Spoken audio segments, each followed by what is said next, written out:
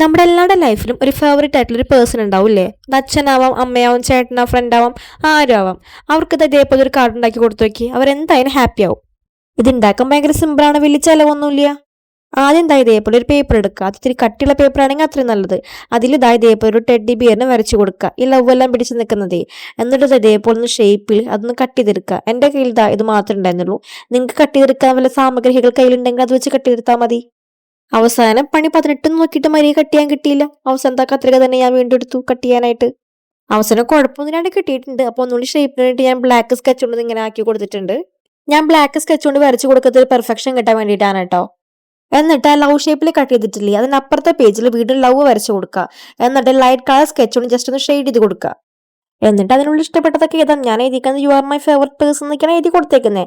നിങ്ങൾക്ക് ഏതാ ഇഷ്ടം എന്ന് വെച്ച് കഴിഞ്ഞാൽ അതുപോലെ ചെയ്യാം കേട്ടോ. അത് കഴിഞ്ഞിട്ട് വീണ്ടും അത് ആ ഒരു സൈസിൽ വേറൊരു പേപ്പർ എടുത്തിട്ട് അതേപോലെ ഫോർ യു എന്നൊക്കെ എഴുതിയിട്ട് ജസ്റ്റ് കളർ ചെയ്ത് കൊടുക്കുക. എന്നിട്ട് കണ്ടില്ലേ, ഇതേപോലെ വലിച്ചു കഴിഞ്ഞാൽ അത് ഇതേപോലെ ഇരിക്കും. എങ്ങനെയുണ്ട്?